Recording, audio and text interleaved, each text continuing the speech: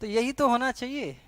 चलाते रहो, कोई नहीं। जो मूछें यूं लगा रखी है ना आपने, ये यूं कर रखी हैं, ये होनी चाहिए। इसी को कहते हैं नागरिक स्वतंत्रता, यही है प्रतिबंधों का अभाव।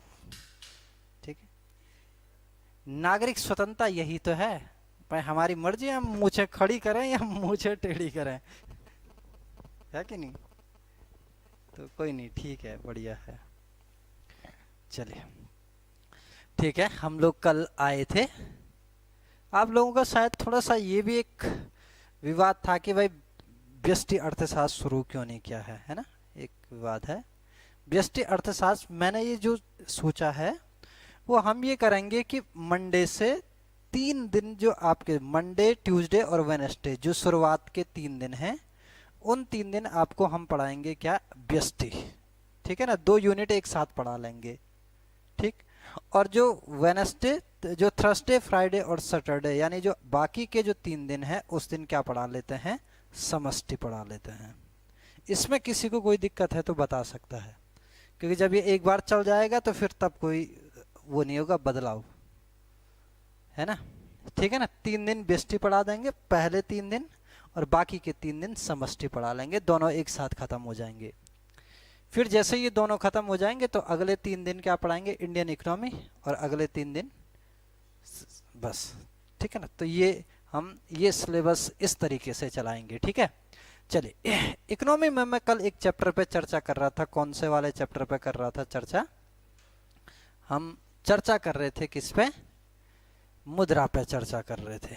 ठीक है ना। अब देखो, हमने कहा था कि भाई कल आपसे एक बात कही थी कि मुद्रा किसको कहा जाता है। तो मैंने मुद्रा के संदर्भ में कहा था कि मुद्रा अत्यधिक शक्तिशाली है, जो कुछ भी अर्थव्यवस्था में है इससे खरीदा जा सकता है।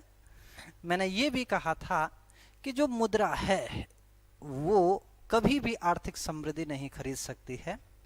क्राउथर के शब्दों में मैंने कहा था कि क्राउथर कहता है कि मुद्रा वर्तमान समय में किए गए 3 आविष्कारों में से एक प्रमुख है।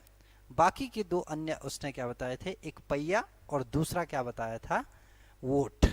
ठीक। अब हमने कहा था कि भाई मुद्रा किसको कहते हैं, तो मैंने मुद्रा का अर्थ बताया था। मैंने कहा था कि वह प्रत्येक वस्तु जिसे आर्थिक व्यवहारों को पूरा करने के लिए भुगतान के माध्यम के रूप में इस्तेमाल करते हैं, उसको क्या कहते हैं, मुद्रा कहते हैं। मैंने ये भी कहा था कि मुद्रा केवल नोट और सिक्के नहीं हैं जिन्हें हम आमतौर पर मुद्रा मानते हैं। मुद्रा चेक भी है, मुद्रा डीडी भी है, मुद्रा ओडी भी है, मुद्रा क्रेडिट कार्ड भी है, डेबिट कार्ड भी है, क्योंकि भुगतान के माध्यम के रूप में हम उनका भी इस्तेमाल करते हैं। ठीक। अब आती है अगली बात कि भाई मुद्रा के टाइप कितने होते हैं, प्रकार कितने होते हैं। तो पहले मुद्रा के प्रकार पर चर्चा करते हैं। यहाँ हमको जानना है कि मुद्रा के प्रकार कितने होते हैं, हमें ये जानना है कि मुद्रा की कार्य क्या होते हैं, हमें ये जानना है कि मुद्रा की माप कैसे हैं, और मुद्रा से संबंधित जितने भी फैक्ट हैं वो सारे यहाँ पे जानने हैं। ठीक। तो देखते हैं कि मुद्रा के जो है टाइप कितने हैं, प्रकार कितने हैं।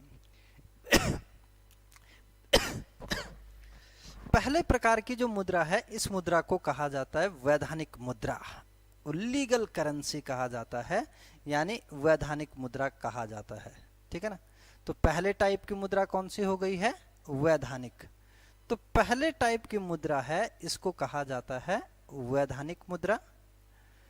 दूसरे टाइप की जो मुद्रा है इसको कहा जाता है साख मुद्रा। साख मुद्रा यानी क्रेडिट मनी की बात करते हैं। 2 टाइप की मनी होती है, एक होती है वैधानिक मुद्रा और दूसरी टाइप की कौन सी होती है, साख मुद्रा। ठीक। अब देखना है कि भाई पहली बात आती है कि वैधानिक मुद्रा किसको कहते हैं। वैधानिक, वैधानिक का मतलब होता है, अंग्रेजी में कहते हैं लीगल टेंडर। क्या कहते हैं, लीगल टेंडर कहा जाता है, इसको याद रखना है। ठीक है ना। और साख मुद्रा को क्या कहा जाता है, क्रेडिट मनी कहा जाता है। क्या कहा जाता है, क्रेडिट मनी कहा जाता है। साख मुद्रा और क्रेडिट मनी, यानी वैधानिक मुद्रा यानी लीगल टेंडर हो गया है, लीगल। देखो वैधानिक मुद्रा का मतलब होता है ऐसी मुद्रा जिसे सरकार द्वारा जारी किया जाता है या इसका निर्गमन आरबीआई के द्वारा जारी किया जाता है। भाई या तो सरकार इसको जारी करेगी या तो इसको जारी कौन करेगा, रिजर्व बैंक ऑफ इंडिया जारी करेगा, आरबीआई जारी करेगा। या तो कौन जारी करेगा, सरकार, या तो कौन जारी करेगा, आरबीआई। ये दोनों करता है, दोनों में से कोई तीसरा नहीं करेगा। ठीक।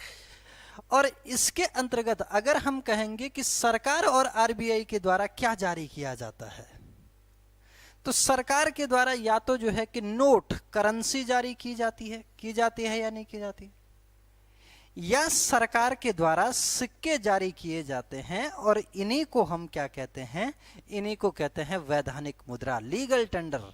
यानी ऐसी मुद्रा जिसे सरकार या आरबीआई के द्वारा जारी किया जाता है उसे लीगल टेंडर कहते हैं। इसके अंतर्गत किसको सम्मिलित करते हैं, नोट को सम्मिलित करते हैं, यानी करेंसी को सम्मिलित करते हैं, और सिक्कों को सम्मिलित करते हैं। पहली बात। दूसरी बात याद रखना है कि जो ये वैधानिक मुद्रा है, जो ये लीगल करेंसी है, जो ये लीगल टेंडर है, चाहे वो नोट है चाहे वो सिक्के हैं, इनको लेने की क्या होती है, बाध्यता है, स्वीकार करने की बाध्यता है। इनको स्वीकार करना क्या है, बाध्य है। अब देखो, स्वीकार करना बाध्य है का मतलब क्या हुआ, स्वीकार करने का स्वीकार करना की बाध्यता है का मतलब हुआ कि जो वैधानिक मुद्रा है, जो लीगल टेंडर है, जो लीगल टेंडर है, अगर आप किसी से कुछ खरीद रहे हो और आपने खरीद करके उसको बदले में लीगल टेंडर दिया है, नोट या सिक्के दिए हैं, तो वो मना नहीं कर सकता है कि मैं नहीं लूंगा। जो एग्जाम्पल के तौर पे मान लीजिए आप बाहर गए, आपने एक चाय पी और चाय की कीमत हुई 10 रुपए। चाय की कीमत कितनी है, 10 रुपए है। ठीक। अब आप क्या करोगे, 10 रुपए या तो आपने नोट दिया, या आप 10 रुपए किसके रूप में दे सकते हो, कॉइन के रूप में दे सकते हो, सिक्के के रूप में दे सकते हो। दुकानदार ये नहीं कह सकता है कि भाई मैं ये नोट और सिक्के नहीं ले सकता हूं, कहेगा? नहीं कहेगा। क्यों नहीं कहेगा? क्योंकि लीगल टेंडर है, सरकार और आरबीआई ने जारी किया है, और इसको स्वीकार करना बाध्यता है, कोई इसको लेने से मना नहीं कर सकता है। चाय वाला ये नहीं कह सकता कि जी मैं इस 10 के नोट को नहीं लेता हूं, मैं इस 10 रुपए के सिक्के को नहीं लेता हूं, मुझे तो सिर्फ चेक में पेमेंट चाहिए, मुझे कार्ड के थ्रू पेमेंट चाहिए ना। उससे क्या चाहिए, वो क्या है, उसको स्वीकार करना उसके लिए क्या है, बाध्य है। ठीक। और किस सीमा तक, अब देखो, एक टाइम पे ऐसा था कि नोट और सिक्के क्या थे, अनलिमिटेड लीगल टेंडर थे। एक टाइम तक नोट और सिक्के क्या था, unlimited legal tender. Unlimited legal tender का मतलब हो गया कि नोटों का भुगतान आप किसी भी सीमा तक कर सकते थे, कोई दिक्कत ही नहीं है। जो नोट हैं, इन नोटों का भुगतान आप क्या कर सकते थे, किसी भी सीमा तक कर सकते थे। और जो सिक्के हैं, इन सिक्कों का भुगतान भी क्या कर था, आप किसी भी सीमा तक कर सकते थे, कोई दिक्कत नहीं है। मैंने कहा एक टाइम तक क्या था, नोटों में जो है कि आप क्या करते, किसी भी कीमत तक आप डील कर सकते हो।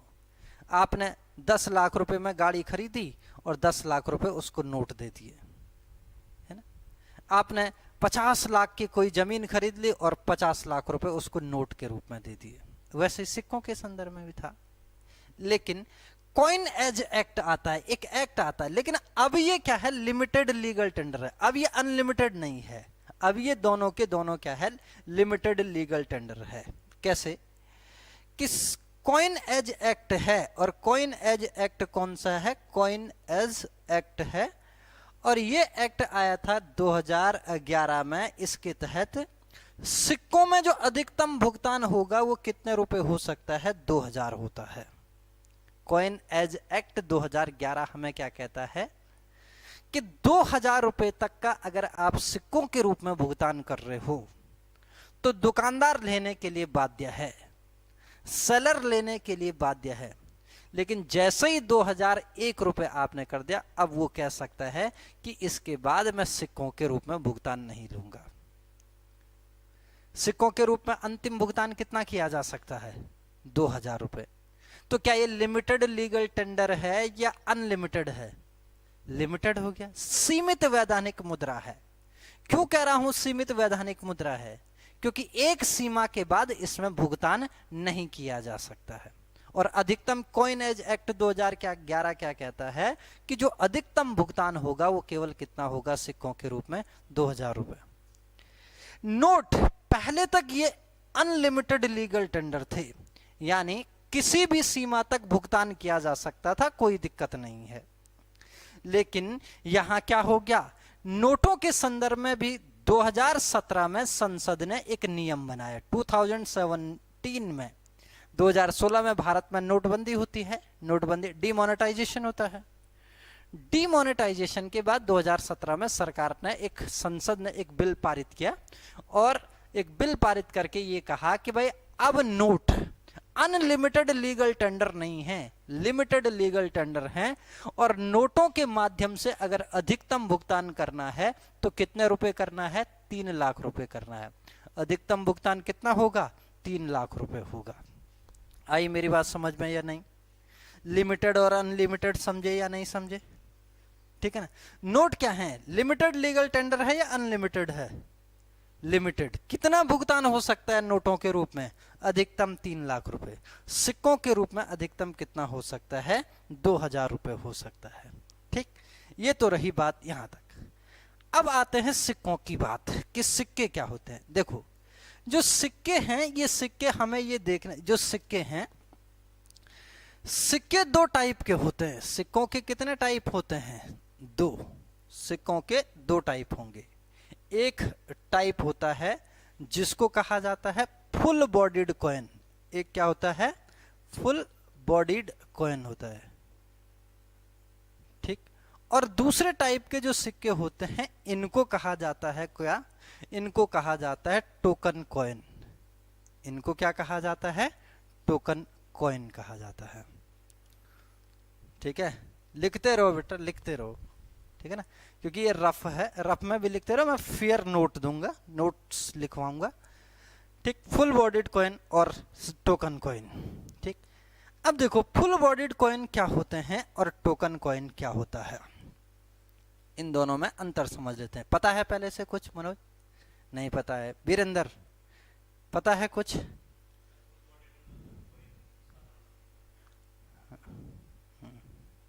हाँ, साधारण कहाँ दिए? शादी में मिलते हैं। हाँ देखो, चलिए कोई बात नहीं। ठीक है, वही चीज तो जानने आ रखे हो। देखो फुल बॉडीड कॉइन का मतलब क्या होता है? बचपन में तुमने गुच्छी खेली थी? गुच्छी खेली? गुच्छी के कुछ जो है कि गुच्छी के कुछ खास चीजें होती थी गुच्छी में, हमने भी बहुत खेली है। एक जगह, एक दूर जगह एक गुच्छी बनाई रहती थी। यहां से पहले नापना होता था, कहते हैं ना पहले भाई नाप, धक्का दे दे अपने, नहीं पहले तू नाप भाई, ऐसा होता था ना। तो गुच्छी के नापते समय क्या काम करते थे? किस सिक्के से नापते थे?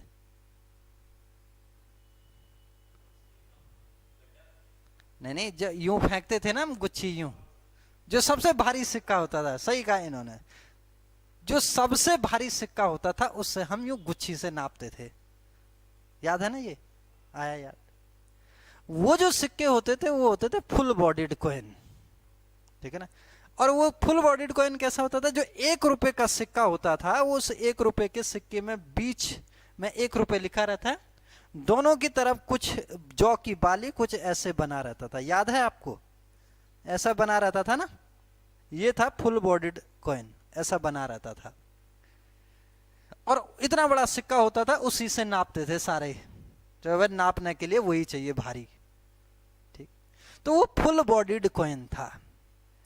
फुल बॉडीड कॉइन का मतलब होता है कि वो सिक्का जिसकी फेस वैल्यू इंट्रेंसिक वैल्यू से कम होती थी, यानी जिसकी इंट्रेंसिक वैल्यू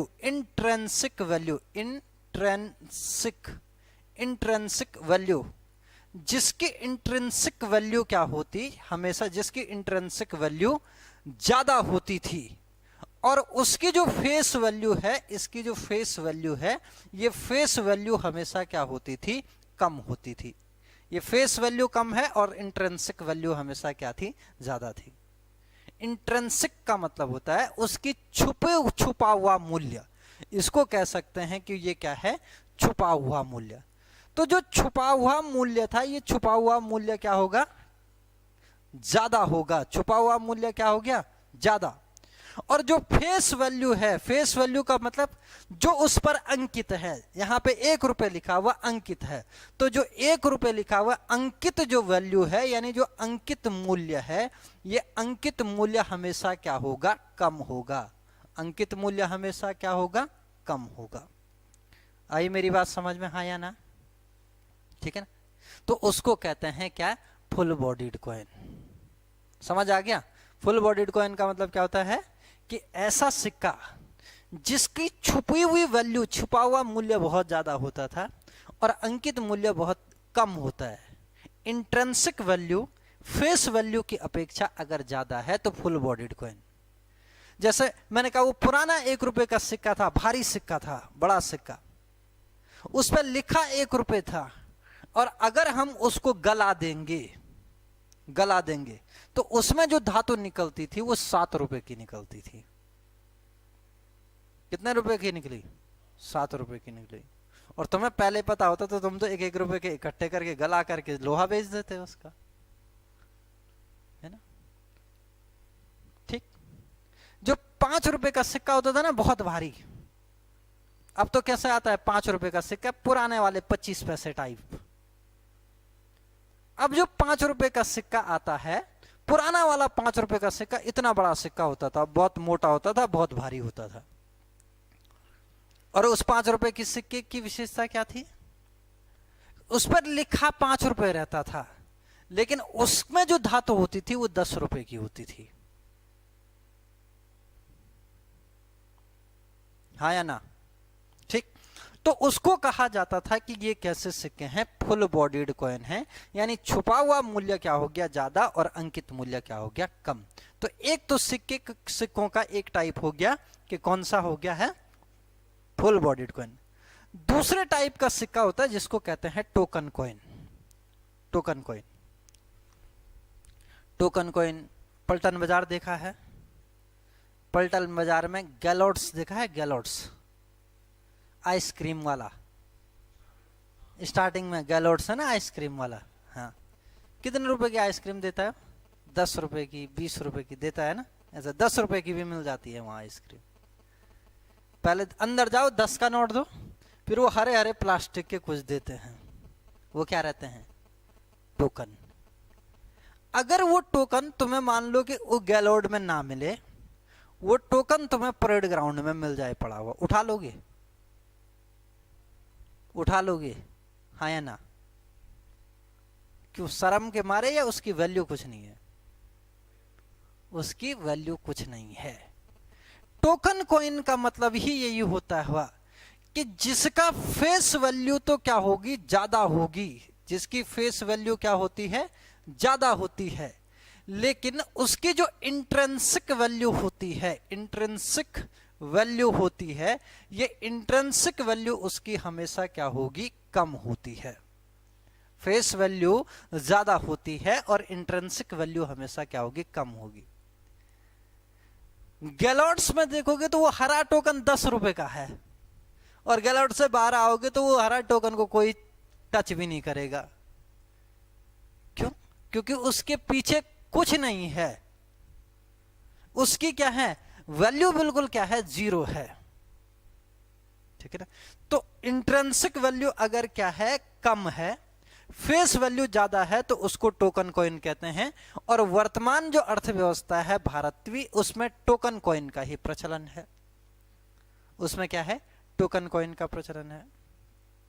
क्यों आए इस टोकन कॉइन के चक्कर में हम लोग, ऐसी क्या दिक्कत थी कि भाई हम लोग टोकन कॉइन के चक्कर में आ गए। पहली बात कि फुल बॉडीड कॉइन में क्या लगती थी, धातु ज्यादा लगती थी, ठीक है, धातु ज्यादा लगती थी।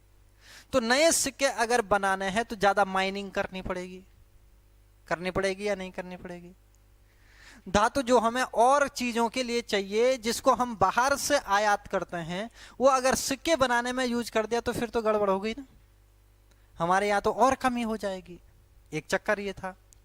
दूसरा चक्कर क्या था कि कुछ तुम जैसे लोग भी थे, और तुम जैसे लोग क्या कर दिया कि उन्होंने सिक्कों को इकट्ठा करना शुरू कर दिया और गला करके बाजार में बेचने लग गए धातु के रूप में। 1 रुपए के सारे 1001 रुपए के सिक्के इकट्ठे कर दिए और रात को उनको गला दिया, सुबह धातु के रूप में बाजार में बेच दिया। ये जो जी उतना लोहा। 1000 रुपए के सिक्के लिए 7 रुपए की धातु निकलती है एक सिक्के पे, पुराने वाले पे। कितने हो गए? 7000।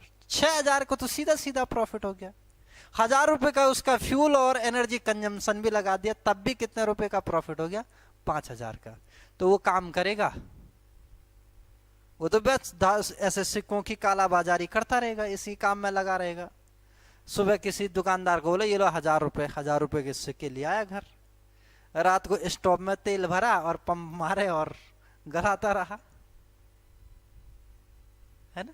और सुबह फिर उसी को वापस उसी को बेच दिया, भाई ये ले, ये धातु रख ले और बदले में जितने किलो है किलो के हिसाब से पैसे दे दे, है कि नहीं। तो एक तो जो है कि क्या था, इस तरीके से क्या हो रहा था, एक तो जो धातु है, एक तो जो है कि लोग सिक्कों को गलाने का प्रचलन चल रहा था।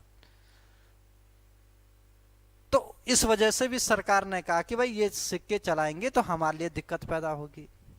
दूसरा, माइनिंग की दिक्कत थी, धातु की कमी की वजह से भी ये हुआ। एक टाइम्स ऑफ इंडिया में एक रिपोर्ट छपी थी कि बांग्लादेश के जो लोग हैं वो भारत से क्या करते हैं, 5-5 रुपए के सिक्के इकट्ठे करके बांग्लादेश ले जाते हैं और वहां उस धातु को गला करके दाढ़ी बनाने वाला जो ब्लेड होता है, ब्लेड बनाते हैं।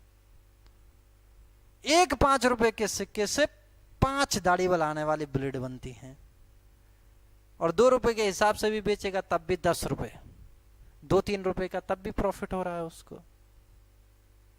तो इसलिए सरकार ने यह तय किया, आरबीआई ने यह तय किया कि भाई अब वो क्या नहीं करेगा, फुल बॉडीड कॉइन नहीं चलाएगा, बल्कि क्या चलेगा, टोकन कॉइन चलाएगा।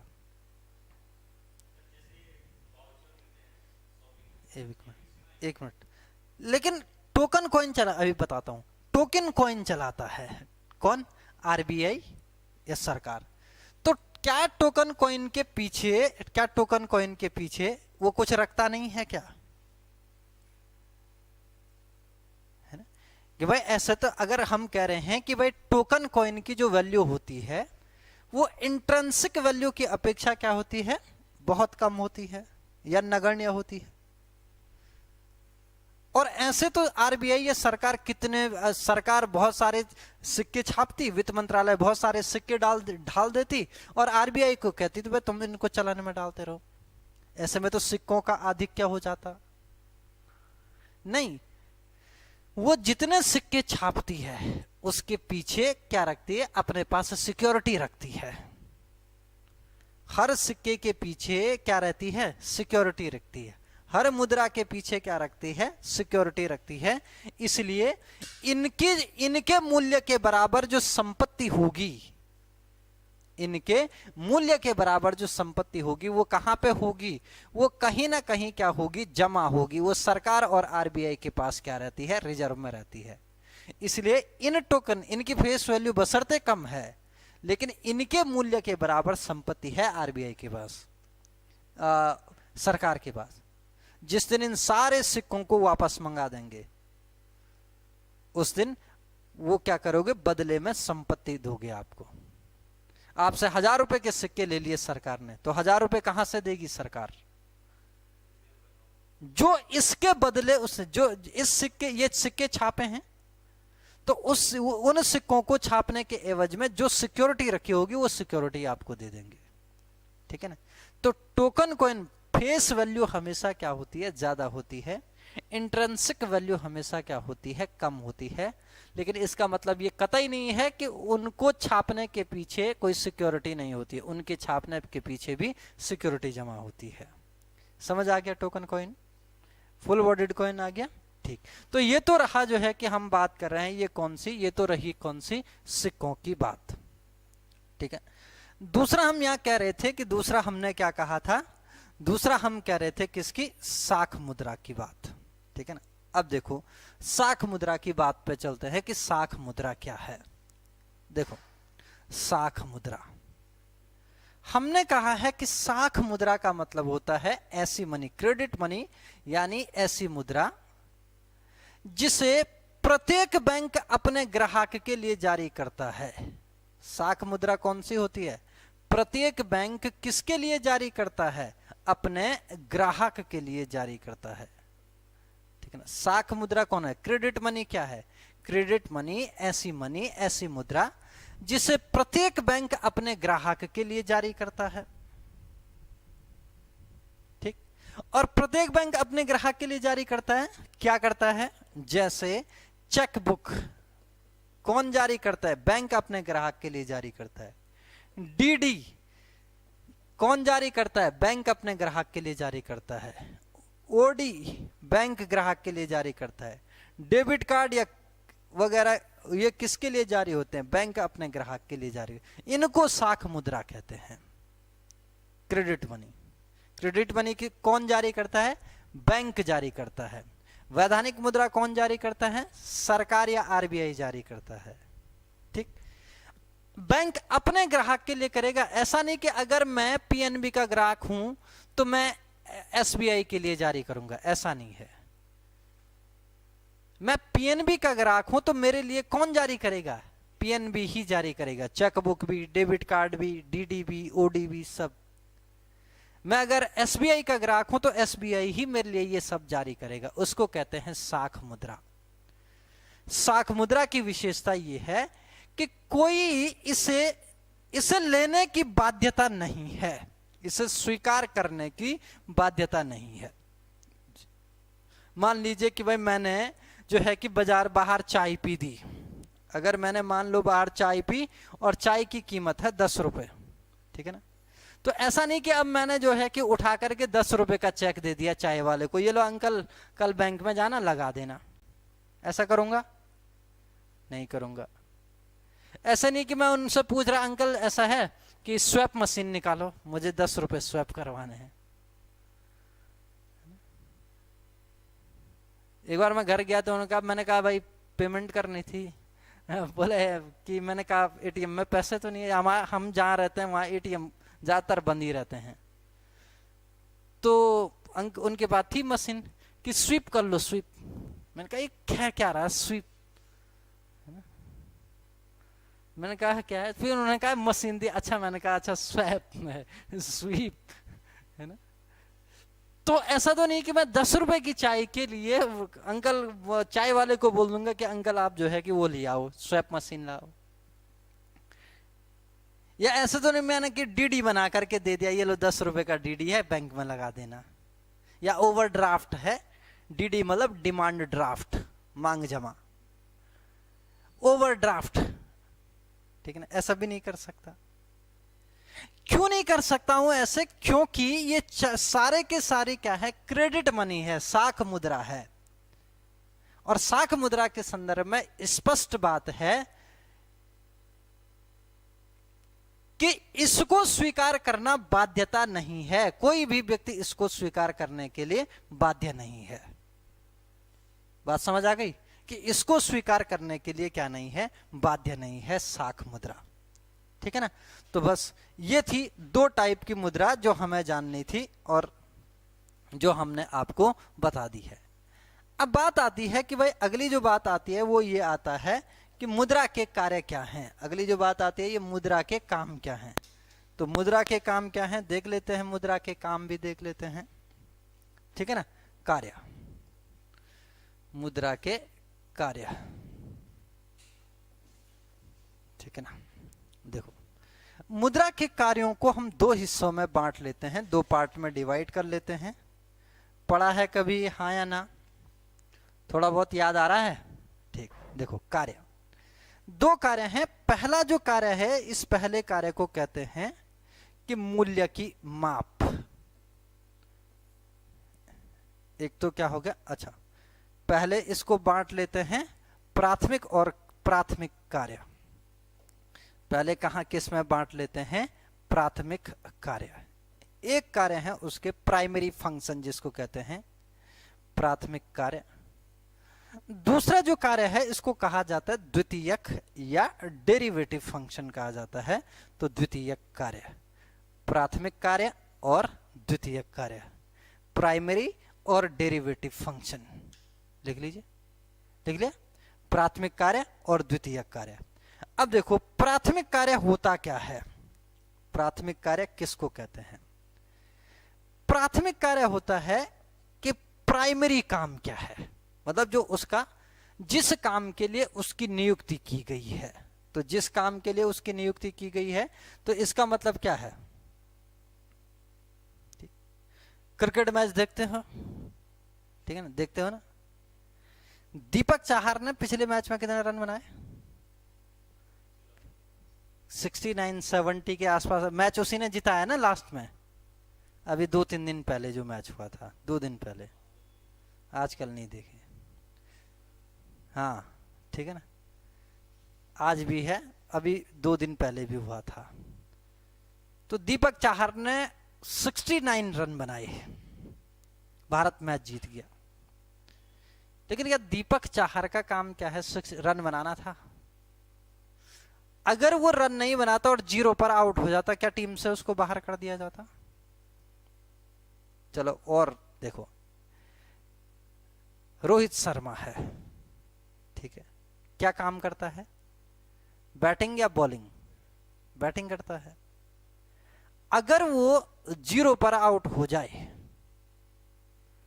और वो मैच में 10 ओवर में 40 रन देके 1 विकेट ले ले, तो उसको टीम में रखेंगे या नहीं रखेंगे? रखेंगे या नहीं रखेंगे? नहीं रखेंगे। क्यों रखेंगे? हो सकता नहीं ना। प्राइमरी का मान लो वो 10 मैच में हो गया ऐसे, अगर 10 मैच में हो गया तब, अगर वो 10 मैच में 0 पर आउट हो गया तब, और हर मैच में 1-1 विकेट लेता रहा, तो टीम में रखेंगे या नहीं रखेंगे? हरभजन सिंह हर मैच में 10 मैच में 10 ओवर में 40 रन देके 1-1 विकेट लेता रहा और रन 0 बनाता रहा, तो उसको टीम में रखेंगे या नहीं रखेंगे? रखेंगे, उसको रखेंगे। लेकिन उसी स्थिति में रोहित शर्मा को नहीं रखेंगे। क्यों? रोहित शर्मा का प्राथमिक कार्य बॉलिंग करना नहीं है। वो तो उसके लिए उसको ओपनर इसलिए भेजा है कि भाई जाके तूने रन बनाने हैं, वो उसका प्राइमरी फंक्शन है। हरभजन सिंह का काम क्या है? बॉलिंग करना है, ठीक है ना, बशर्ते वो बैटिंग में 0 पर आउट हो जाए। हाँ उसने 2-4 छक्के मार दिए, वो तो द्वितीय कार्य हो गया, सेकेंडरी हो गया, वो डेरिवेटिव फंक्शन है। समझिए प्राइमरी फंक्शन क्या है? प्राइमरी फंक्शन क्या है? जो जिसके लिए उसकी नियुक्ति होती है। मुझे मेरी नियुक्ति यहां पे हुई है, क्यों हुई है? पढ़ाने के लिए। लेकिन मान लो कि कोई इंक्वायरी आ गई, कोई क्वेरी आ गई और मैंने हैंडल कर दी,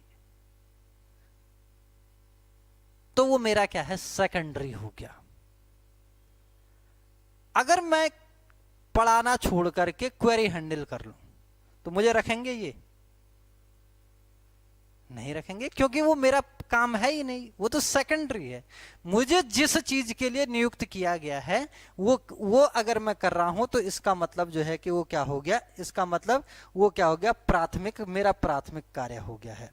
ठीक है ना, समझ आ गया?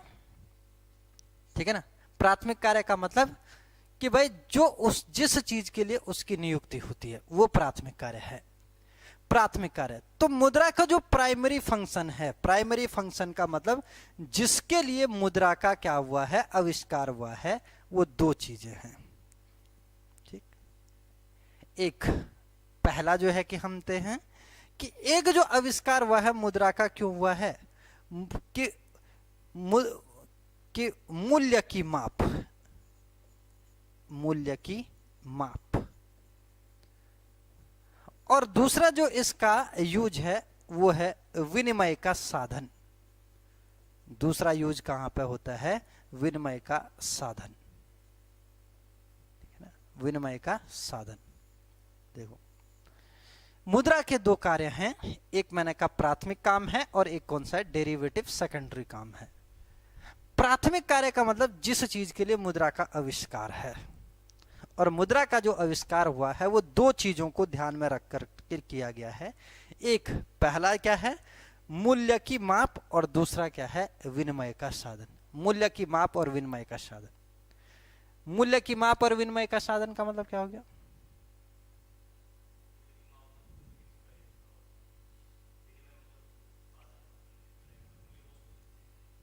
मूल्य का माप, मूल्य की माप।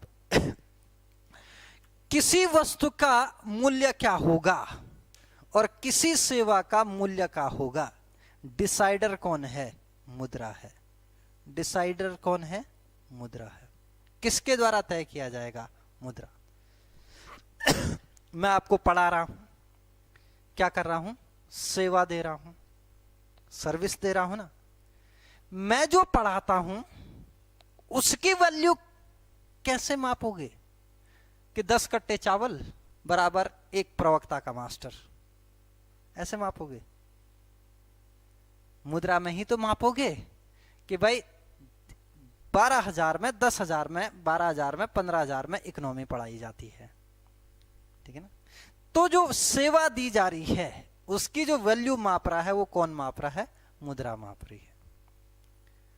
ऐसा तो नहीं कि भाई जो है कि आप हमको 3 महीने पढ़ा दीजिए, बदले में 1 साल तक हम तुम्हारे यहां सुबह सुबह दूध पहुंचाएंगे 1-1 किलो, ऐसा तो नहीं है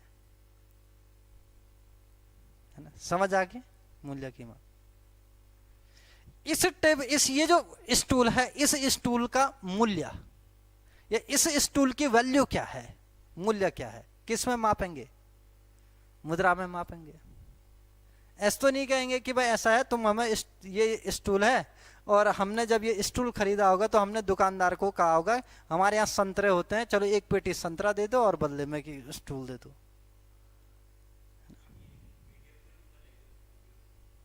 अभी पहले सुन तो लो, वो तो बात की बात है, उस पर भी चर्चा करेंगे। यही तो है ना, इस वस्तु का जो मूल्य निर्धारित किया गया किसके आधार पर किया गया है, कौन तय कर रहा है, मुद्रा की। मूल्य की जो माप हो रहा है, इसका जो माप है वो किसके द्वारा हो रहा है, मुद्रा के द्वारा। मेरी जो सेवा है उसको मापा कैसे जा रहा है, मुद्रा के द्वारा। एक ये प्राइमरी फंक्शन है। डेरिवेटिव दूसरा जो है विनिमय का साधन। विनिमय के साधन के रूप में भी हम क्या करते हैं, मुद्रा का इस्तेमाल करते हैं। विनिमय का साधन का मतलब हुआ कि व्यापार के साधन के रूप में। विनिमय मतलब व्यापार, लेन देन। लेन देन के रूप में हम क्या करते हैं, किसका इस्तेमाल करते हैं, मुद्रा का इस्तेमाल करते हैं। करते हैं या नहीं करते हैं। तो विनिमय के साधन के लिए और मूल्य की माप के लिए, ठीक है ना, विनिमय के साधन के लिए और मूल्य के माप के लिए ही इसका आविष्कार किया गया। तो ये इसके क्या है, 2 प्राइमरी क्या है, फंक्शन है। ये इसके क्या हो गए, 2 प्राइमरी फंक्शन हो गए। डेरिवेटिव फंक्शन या सेकेंडरी कार्य, इसके सेकेंडरी कार्य हैं 3। कितने हैं, 3 सेकेंडरी कार्य। देख लीजिए, देख लो भाई। द्वितीयक कार्य, आगे देखो। द्वितीयक कार्य पहला है स्टोर ऑफ वैल्यू। पहला काम होता है इसका कौन सा, store of value. Store of value, ठीक है ना। दूसरा है transfer of value. Transfer of value.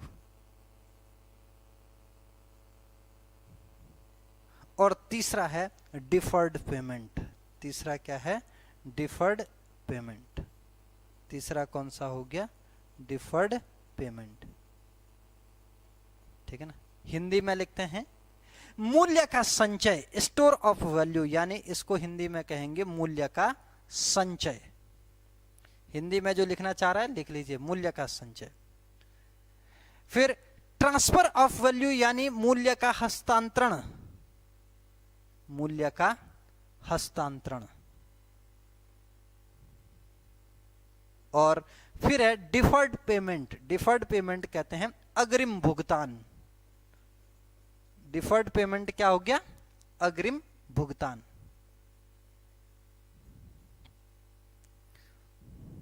चलिए आगे देखो, द्वितीय कार्य देखो, इसको याद रखना है एसटीडी। एसटीडी जानते हो ना, जिससे पहले फोन करते थे, store of value, transfer of value, deferred payment. ठीक है, अब देखो स्टोर ऑफ वैल्यू, ये द्वितीय कार्य है, मूल्य का संचय करना है। सपोज मान लीजिए कि मैं यहां पढ़ाता हूं, मेरी एक महीने की सैलरी हुई 1 लाख, और ऐसे मेरी सैलरी हुई 12 महीने की 12 लाख रुपए, अजूम कर लेते हैं। ठीक है, अब अगर सोचो मुद्रा नहीं होती तो क्या होता। ये मुझे कहते कि भाई आपकी 1 माह आप अगर इन बच्चों को पढ़ा रहे हो, सोचो अजूम करो मुद्रा नहीं होता, तो इसके बदले मुझे क्या मिलता। आपको आटा मिलेगा 1 कट्टा, 1 बैग आटा मिलेगा। आपको चावल मिलेगा कितना, 2 बैग चावल मिलेंगे। आपको टमाटर मिलेगा कितना, आपको टमाटर मिलेगा 5 पेटी। ठीक है ना। आपको आलू मिलेगा 1 बोरा, यही तो मिलता है ना, है ना, है कि नहीं है, मतलब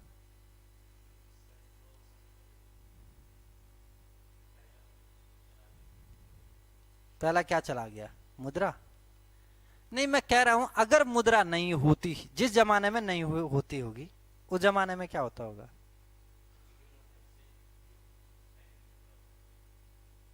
ठीक है ना, तो उस टाइम में मीडियम ऑफ एक्सचेंज क्या होगा, उस समय बार्टर सिस्टम होगा। भाई आजकल भी गांवों में मान लो कि कोई लोग खेतों में काम करने आते हैं, जैसे हमारे खेत में कोई काम करने आते हैं, हम उनको क्या देते हैं, चावल देते हैं, आटा देते हैं, दाल दे देते हैं, तेल दे देते हैं, यही तो देते हैं, है कि नहीं। मैंने यहां पढ़ाया, या अगर मैंने यहां पढ़ाया है, मैंने जो पढ़ाया उसका मूल्य लगभग 1 लाख रुपए आता। अगर सोचो रुपया नहीं होता तो ये मुझे यही चीज देते, इनमें से कुछ देते, मैं उसको 12 कट्टे चावल कहां रखता। अगर मान लो हर महीने ये मुझे 1-1 कट्टे चावल रखते तो मेरी वैल्यू क्या होगी, 12 कट्टे चावल। भाई आ जाओ भाई, मंडी लगी हुई है, एक मास्टर बिक रहा है 1 साल के लिए 12 कट्टे चावल में, सोचो कितनी मजेदार बात होती है ना। लेकिन है क्या, मुद्रा है। मुद्रा के द्वारा यह तय होगी कि मैंने जितना काम किया है उस वैल्यू को, उस मूल्य को क्या कर सकते हैं, मुद्रा के रूप में स्टोर कर सकते हैं। हर महीने 1-1 लाख रुपए दो, मैं अपने खाते में जमा करता रहूंगा, जब मुझे जरूरत होगी तब निकाल दूंगा, हाँ या ना। इसको क्या कहते हैं, स्टोर ऑफ वैल्यू। किसी और तरीके से हम वैल्यू को स्टोर कर सकते हैं, और तो कोई तरीका नहीं है। वैल्यू को, मूल्य को स्टोर करने का तरीका और क्या है, और तो कोई तरीका नहीं।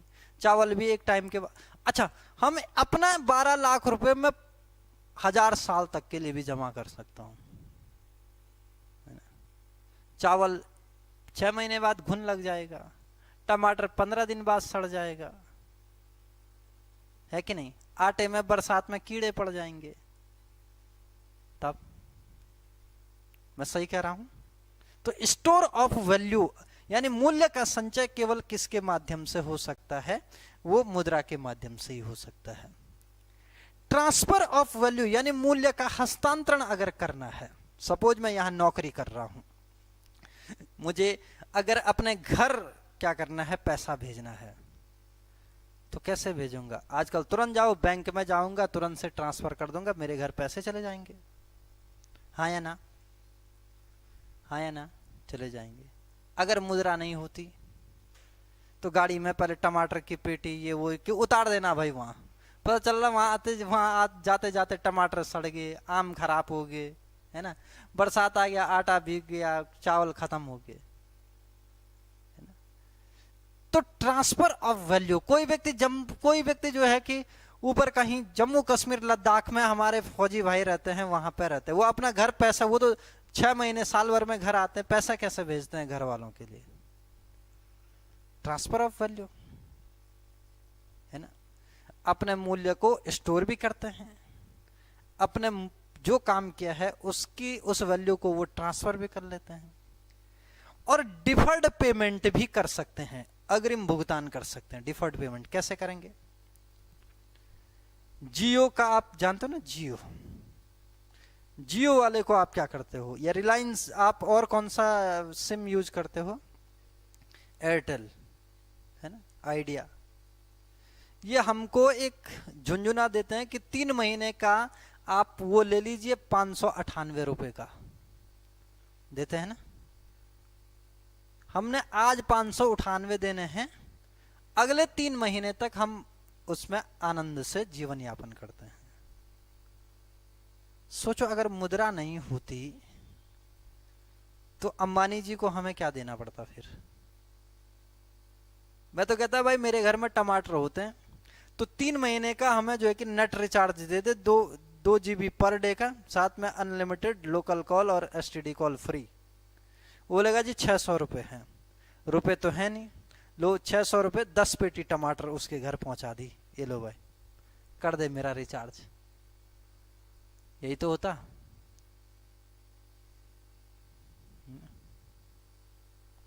टाटा साहब अपनी गाड़ी बेचते हैं, हम अगर टाटा की गाड़ी लेते, टाटा जी को क्या देते? देहरादून में लीची होते हैं, 4 ट्रक लीची भेज दी, है ना, है कि नहीं? यही तो करते। लेकिन पैसा है तो डिफर्ड पेमेंट, अग्रिम भुगतान कर दिया ना। अगर अग्रिम भुगतान करना है तो वो भी किसमें पॉसिबल है? मुद्रा के माध्यम से ही संभव है, ठीक है ना। तो ये इसके क्या है? सेकेंडरी काम है, डेरिवेटिव फंक्शन है, या हम ये कहते हैं द्वितीयक कार्य। तो ये प्राथमिक कार्य हो गए और ये कौन से कार्य हो गए? द्वितीयक कार्य हो गए। कोई दिक्कत? हाँ या ना? कोई दिक्कत नहीं, ठीक है। चलिए आगे चलते हैं। तीसरी जो बात आती है, नेक्स्ट जो बात आती है कि मुद्रा की कुछ विशेषताएं होती हैं। मुद्रा की एक विशेषता होती है, इसको कहा जाता है तरलता, लिक्विडिटी, तरलता। इसको अंग्रेजी में कहते हैं लिक्विडिटी, लिक्विडिटी, DITY। स्पेलिंग थोड़ा इधर उधर हो जाएगी तो आप चेक करते रहना। लिक्विडिटी, तरलता। तरलता क्या होता है? तरलता,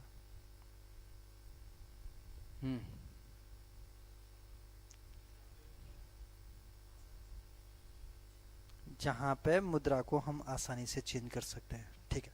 देखो, यदि किसी वस्तु को मुद्रा के रूप में परिवर्तित करने पर उसके मूल्य में कोई ह्रास नहीं होता है, कोई कमी नहीं होता है, तो हम कहते हैं वह वस्तु पूर्ण तरल है। क्या कहा मैंने? कि यदि कोई वस्तु, यदि किसी वस्तु को, कोई भी वस्तु है, किसी वस्तु को मुद्रा के रूप में परिवर्तित की जाए, मुद्रा के रूप में परिवर्तित किया जाए, और उसके मूल्य में, और उसका जो मूल्य है, इस मूल्य में अगर कोई ह्रास नहीं होता है, कोई क्या नहीं होता है? ह्रास नहीं होता है, तो हम क्या कहते हैं कि वह मुद्रा कैसी मुद्रा है? वह पूर्ण तरल मुद्रा है। तब उसको कहते हैं ये पूर्ण तरल मुद्रा है।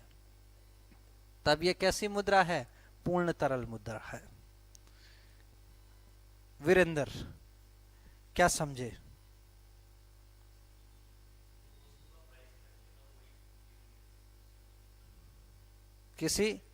किसी वस्तु को अगर हम मुद्रा के रूप में परिवर्तित करते हैं और परिवर्तित करने पर उसके मूल्य में कोई कमी नहीं आ रही है, तो उसको हम क्या कहेंगे? पूर्ण तरल वस्तु कहेंगे।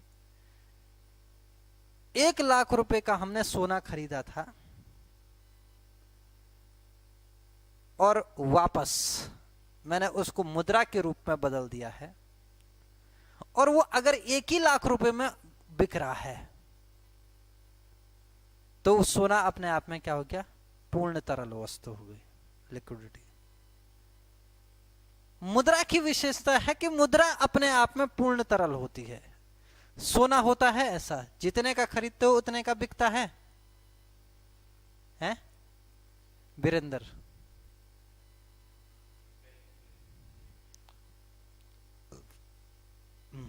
तुम्हें पता होगा, तुम्हारी शादी हो रखी है ना, हाँ, तुमने खूब खरीदा होगा। तुम्हारी हो रखी वीरेंद्र शादी? करवा दें? हाँ, शादी हो रखी है, तुमने तो खरीदा होगा। अगर तुमने अभी सोना खरीदा और 10 मिनट बाद आप जाओगे किसी दूसरी दुकान में कि ये क्या कर लो, आप मुझे इसके बदले पैसे दे दो। मैंने अगर 50 रुपए, मैंने 10,000 का गोल्ड खरीदा, अंगूठी खरीदी अभी, और यहां से बाहर निकला, मैं दूसरी दुकान में चले गया, मैं ये कहूंगा कि ये अंगूठी आप रख लीजिए, इसके बदले मुझे पैसे दे दिए, 10,000 मिल जाएंगे? हाँ या ना? नहीं मिलेंगे। किसी भी मुद्रा को छोड़ करके बाकी ऐसा कहीं नहीं होता है। कुछ सरकारी जो क्या होते हैं सिक्योरिटी, गवर्नमेंट सिक्योरिटी में ऐसा होता है। किसमें होता है? Government security. मुद्रा और गवर्नमेंट सिक्योरिटी, गवर्नमेंट सिक्योरिटी में भी ऐसा नहीं होता है, इसलिए उसको समीपस्थ मुद्रा कहते हैं, नियरेस्ट मनी कहते हैं। ठीक है, तो हम ये कह रहे हैं कि भाई अगर कोई हरास नहीं हो रहा, जैसे मुद्रा है, मुद्रा पूर्ण लिक्विडिटी है मुद्रा में, आप 50 रुपए का नोट लेकर के जाओ बाजार में, उसको बोल दो मुझे 50 रुपए के बिस्किट देना, 5-5 रुपए वाले खरीदोगे तो कितने बिस्किट देगा? 10 देगा। वो ऐसा कहेगा कि नहीं, ये जो है कि मैं 49 की दे सकता हूं, 1 रुपए हरास हो गया है, नहीं कहेगा। 500 का नोट छुट्टा करवाया होगा कभी, तो कभी ऐसा हुआ कि 498 रुपए दिया उसने। 500 का नोट छुट्टा करवाया तो 500 मिले ना, क्यों? मुद्रा अपने आप में पूर्ण तरल वस्तु है, उसको मुद्रा के रूप में परिवर्तित करने पर उसके मूल्य में क्या नहीं आएगी? कोई कमी नहीं आएगी। उसके मूल्य में क्या नहीं आएगी? कोई कमी नहीं आएगी। ले ले, ठीक है ना? उसके मूल्य में क्या नहीं आएगी? कोई भी कमी नहीं आएगी। तो इसको कहते हैं हम, क्या है कि वो क्या है? मुद्रा अपने आप में पूर्ण तरल वस्तु है। वीरेंद्र समझा? मनोज ठीक है ना? नेक्स्ट बात आती है समीपस्थ मुद्रा। समीपस्थ यानी नियरेस्ट या नजदीकी मुद्रा किसको कहते हैं? ठीक है ना? नजदीकी मुद्रा किसको कहते हैं? ठीक है ना? नेक्स्ट, नजदीकी मुद्रा या समीपस्थ मुद्रा या नियरेस्ट मनी। देखो, कुछ वस्तुएं ऐसी होती हैं जो मुद्रा तो नहीं होती हैं, लेकिन मुद्रा के स्थानापन्न के रूप में काम करते हैं। कुछ वस्तुएं कैसे होती हैं जो मुद्रा तो नहीं होती हैं, लेकिन मुद्रा का स्थानापन्न के रूप में काम करती हैं, यानी मुद्रा की अनुपस्थिति में काम करती हैं। जैसे आपके पास क्या होता है? जैसे सरकारी सिक्योरिटी होती है, वो क्या है? स्थानापन्न मुद्रा है, वो समीपस्थ मुद्रा है। मैंने कहा समीपस्थ मुद्रा की परिभाषा क्या है? जो ऐसी वस्तु जो मुद्रा की अनुपस्थिति में काम करती है, ऐसी वस्तु जो मुद्रा की स्थानापन्न हो और उसके मूल्य में बहुत कम ह्रास होता है। जब उसको मुद्रा के रूप में परिवर्तित करेंगे तो उसके मूल्य में ह्रास बहुत कम होता है, तो उसको समीपस्थ मुद्रा कहते हैं। इसका जो उदाहरण है वो गवर्नमेंट जितनी भी सिक्योरिटी होती हैं, सरकारी प्रतिभूतियां, गवर्नमेंट सिक्योरिटी इसी टाइप की होती हैं। क्या होती हैं? मुद्रा की नजदीकी होती है, मुद्रा के नजदीकी हैं, नजदीक हैं, मुद्रा नहीं है, मुद्रा के नजदीक हैं। गवर्नमेंट सिक्योरिटी मुद्रा नहीं है, मुद्रा के नजदीक है। और इसकी विशेषता हमने क्या कहा? मुद्रा की अनुपस्थिति में काम करती हैं। किसकी अनुपस्थिति में काम करती हैं? मुद्रा की अनुपस्थिति में मुद्रा का काम करते हैं। जो मूल्य ह्रास होता है वो मूल्य ह्रास इसमें कितना होता है, तो मूल्य ह्रास क्या होता है इसमें बहुत कम होता है। इनमें जो मूल्य ह्रास होता है वो कितना होता है, बहुत कम होता है। और कोई दिक्कत? वीरेंद्र, टोकन कॉइन क्या होता है बेटे? टोकन कॉइन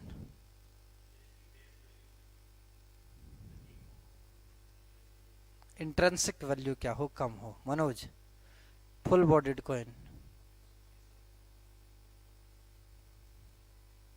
आंतरिक मूल्य क्या होगा, ज्यादा होगा।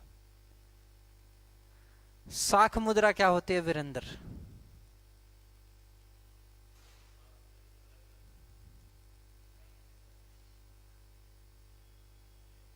प्रत्येक बैंक अपने ग्राहक के लिए जारी करता है। अलग अलग बैंक क्या हुआ, प्रत्येक बैंक अपने ग्राहक के लिए जारी करता है।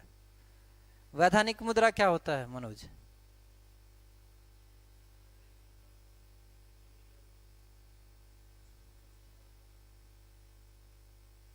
जिसे सरकार या आरबीआई के द्वारा जारी किया जाता है। लिखा नहीं है, ठीक है।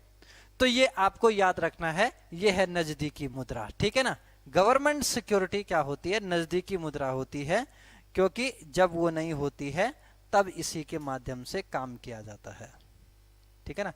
चलिए अब देखते हैं मुद्रा की माप, कि मुद्रा को मापते कैसे। दिख रहा है, दिख रहा है।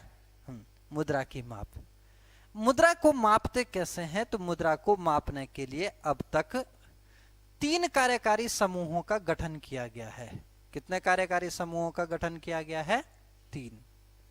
कि मुद्रा की माप कैसे होगी, देखो। सबसे पहला एक प्रथम कार्यकारी समूह गठित किया गया था। प्रथम कार्यकारी समूह गठित किया गया था, और प्रथम कार्यकारी समूह गठित हुआ था 1961 में। कब गठित हुआ था? 1961 में, ठीक है। फिर द्वितीय कार्यकारी समूह गठित किया गया, द्वितीय कार्यकारी समूह। और ये द्वितीय कार्यकारी जो समूह गठित किया गया था, ये कब गठित किया गया था? ये गठित किया गया था कब? ये 1977 में किया गया। तृतीय कार्यकारी समूह गठित किया गया, और तृतीय कार्यकारी समूह जो गठित किया गया था, यह किया गया था कब? 1998, 1998 में। 1998 में, समझ आ गया। 3 का मुद्रा पूछा जाता है कि मुद्रा की माप के लिए कितने कार्यकारी समूहों का गठन किया गया। कितने का किया गया? 3। 1961 में पहला हुआ, 1977 में दूसरा हुआ, 1998 में कौन सा हुआ? तीसरा हुआ। प्रथम कार्यकारी जो समूह है, प्रथम कार्यकारी समूह ने मुद्रा की माप के लिए केवल एक पैमाना दिया था, m, और m इज इक्वल टू कहा c plus D D plus OD. क्या कहा था? c plus D D plus OD. क्या कहा? c बराबर नहीं, c plus m is equal to c plus D D plus OD. m का मतलब मुद्रा की माप, ठीक है। और m उसके लिए एक ही पैमाना दे दिया है, m इज इक्वल टू क्या कर दिया? c plus D D plus क्या कर दिया? ओडी, ठीक है ना। ठीक है, इसको छोड़ रहा हूं मैं, इसी का आगे काम है, ठीक है ना, इसका आगे काम है। द्वितीय कार्यकारी समूह था जो 1977 में गठित हुआ था। इसने कहा मुद्रा की माप का जो तरीका है वो ये ठीक नहीं है। मुद्रा की माप के लिए इसने 4 पैमाने दिए थे, लिक्विडिटी के, डिग्री ऑफ लिक्विडिटी के आधार पर, यानी तरलता के अंश के आधार पर। यानी किसके आधार पर? तरलता के अंश के आधार पर। तो तरलता के अंश के आधार पर, यानी डिग्री ऑफ लिक्विडिटी के आधार पर, इसने मुद्रा की माप के लिए कितने पैमाने दिए थे? 4। कितने दिए थे? 4। कितने दिए थे? 4। पहला दिया था M1, जो M1, दूसरा दिया M2, तीसरा दिया M3 और चौथा दिया था कौन सा, M4। M1, M2, M3, M4। Virendra लिख लिया, मनोज लिख लिया? आगे देखो, आगे देखो तब जाके होगा। M1, M2, M3, M4, आगे देखना। M1, जो M1 था उसमें क्या रखा, जो पुराना वाला M था, यानी पुराना वाला M क्या था, C plus DD plus OD, C plus DD plus OD, इसको तो रख दिया M1 में। पुराना वाला M उठा करके कहां रख दिया, M1 में रख दिया। इस C का मतलब क्या है मनोज, इस C का मतलब क्या है? अरे यार क्या हो गया ये, इस C का मतलब क्या है जरा बताना। अरे यार, प्रथम कार्यकारी समूह, प्रथम कार्यकारी समूह। इस बोर्ड की यही दिक्कत है, पूरा लिखा नहीं जाता इस पे। चलो, कब हुआ था, 1961 में। क्या बताया था, M इजक्वल टू, मुद्रा की माप का एक ही पैमाना दिया, M is equal to C plus DD plus OD दिया था, है ना। इसी को द्वितीय कार्यकारी समूह ने जब लिक्विडिटी की डिग्री ऑफ लिक्विडिटी के आधार पर रखा तो M1, M2, M3, M4 रख दिया। M1 में किसको रखा, पुराना वाला M रखा था, और पुराने वाले M में क्या है, C plus DD plus OD। C का मतलब होता है करेंसी, C का मतलब क्या होता है, करेंसी। C का मतलब क्या होता है, करेंसी। और करेंसी कौन सी, कैश। किसके पास होगा, लोगों के हाथों में जो नगदी होगी, लोगों के पास जो नगदी होगी, लोगों के पास जो नगदी होगी, प्लस और क्या, प्लस और क्या, बैंकों के पास जो नगदी होगी। कौन से बैंकों के पास, जितने भी कमर्शियल और कोऑपरेटिव बैंक हैं, कमर्शियल और कोऑपरेटिव बैंकों के पास जो नगदी होगी, और लोगों के हाथ में, हम हाथ का मतलब यहां पे नहीं, हम जेब में भी रखते हैं ना, ऐसे नहीं लोगों के हाथ में है तो लोग यूं चलेंगे, जेब में, घर में। तो लोगों के पास जो नगदी है और बैंकों के पास जो नगदी है उसको, वो क्या है, C रख दी। DD का मतलब होता है डिमांड ड्राफ्ट, नहीं बेटे यहां पे डिमांड डिपॉजिट, ठीक है, ठीक है, अच्छी बात है, डिमांड डिपॉजिट। और डिमांड डिपॉजिट का मतलब क्या होता है, डिमांड डिपॉजिट हिंदी में मतलब क्या होता है, मांग जमा।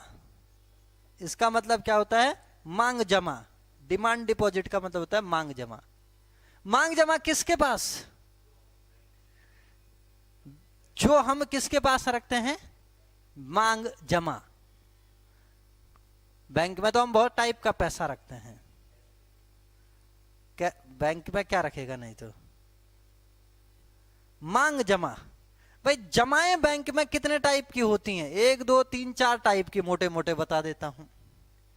एक तो होता है सेविंग अकाउंट, होता है अपना खाता खोला, कभी बैंक में खाता खोला, मनोज खोला है, जब दूल्हा बना होगा उस टाइम पे वो लोग पैसे देते हैं ना, ये जेब में डालते हैं, है ना।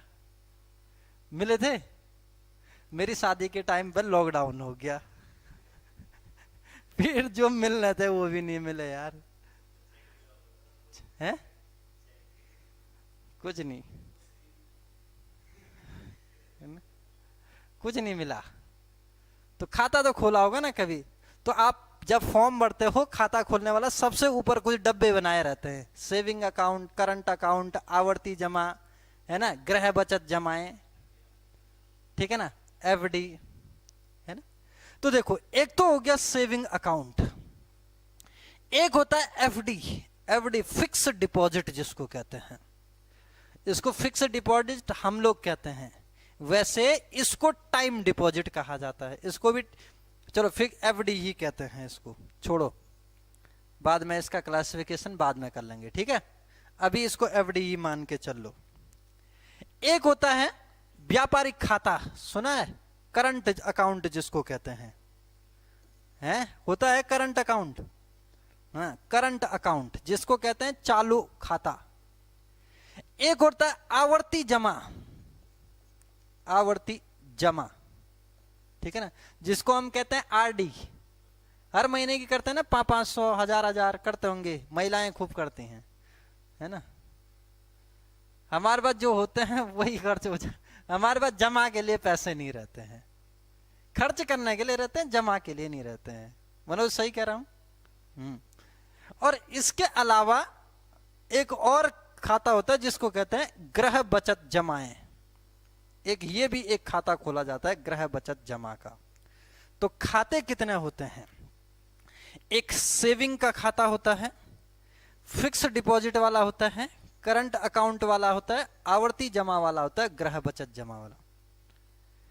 अब डिमांड डिपॉजिट में किसको रखेंगे मनोज? डिमांड डिपॉजिट, मांग जमा, मतलब नाम से सुन लो, मांग जमा मतलब ऐसी जमाएं जिन्हें ग्राहक कभी भी बैंक से मांग सकता है। समझ गए?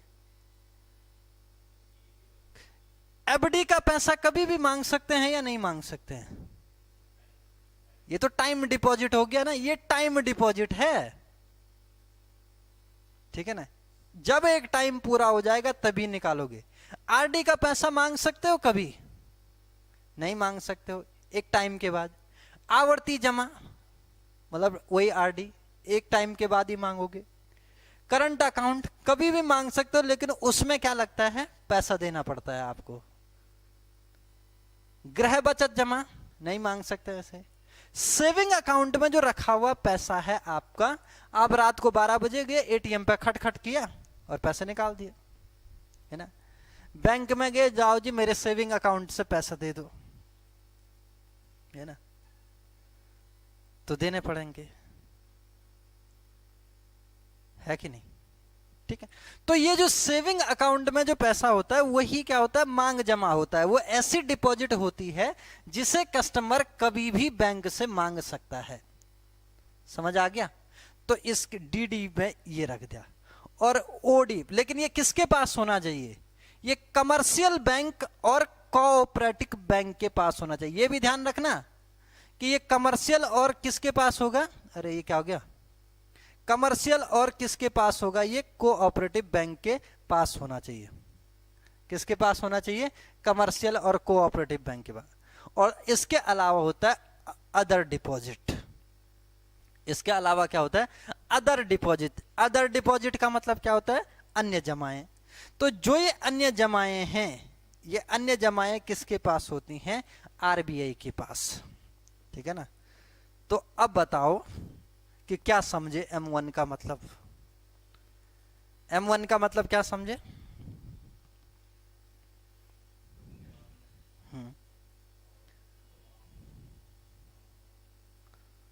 लोगों के हाथ में नकदी, केवल करेंसी।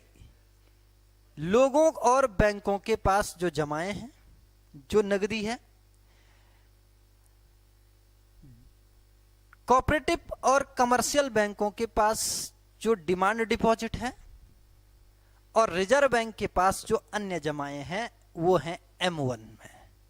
ये सबसे ज्यादा तरल है। इसको M1 में क्यों रखा है? ये सबसे ज्यादा तरल है, सबसे ज्यादा लिक्विडिटी है इसमें, हाँ या ना? हैं?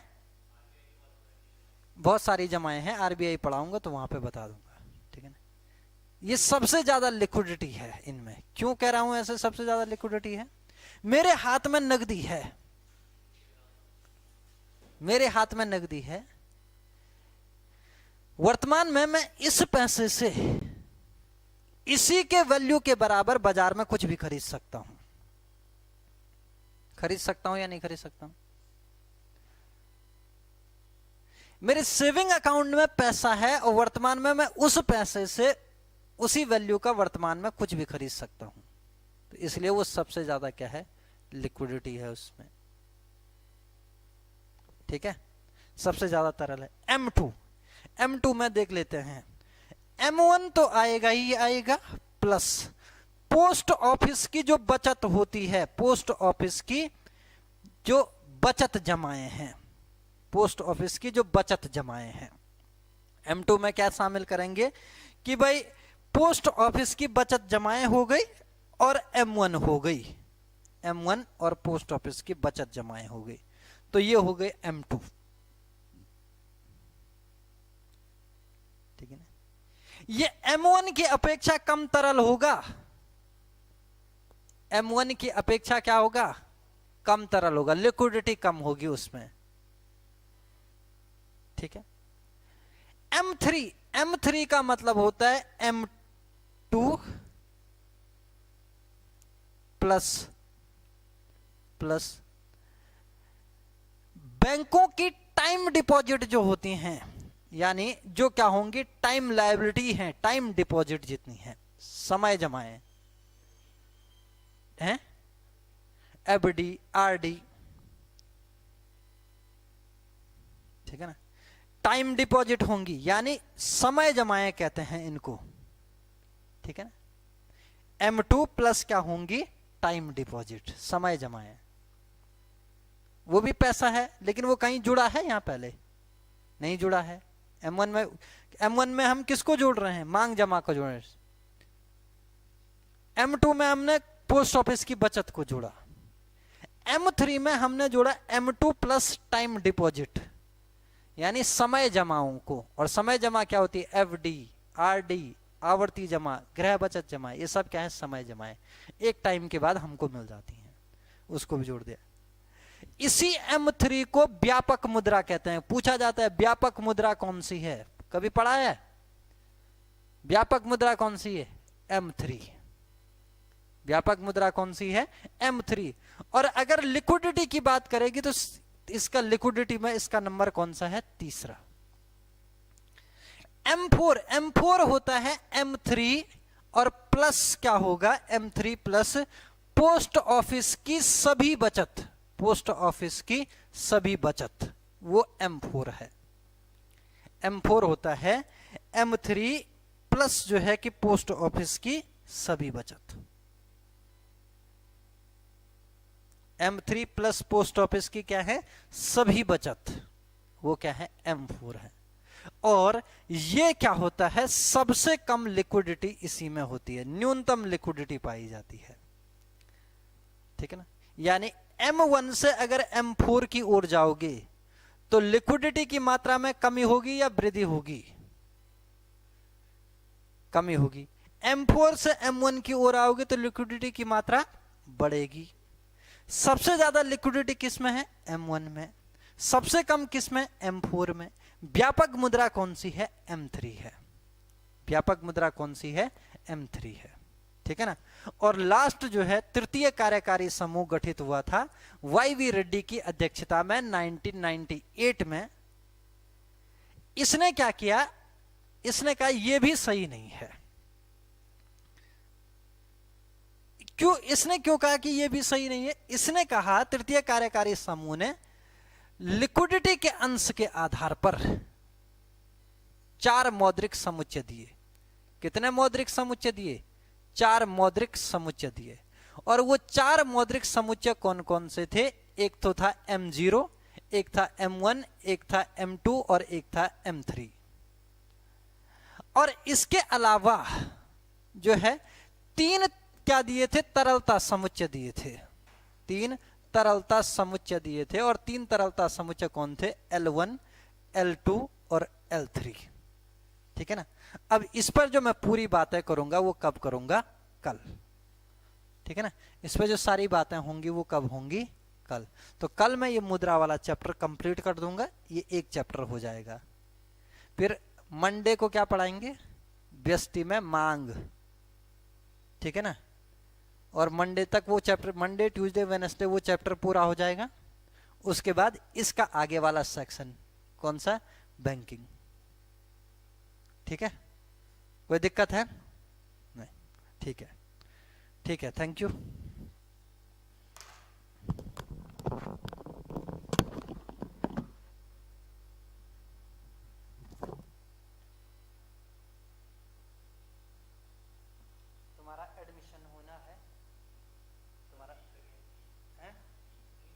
वहीं करना है, तुम्हारा एडमिशन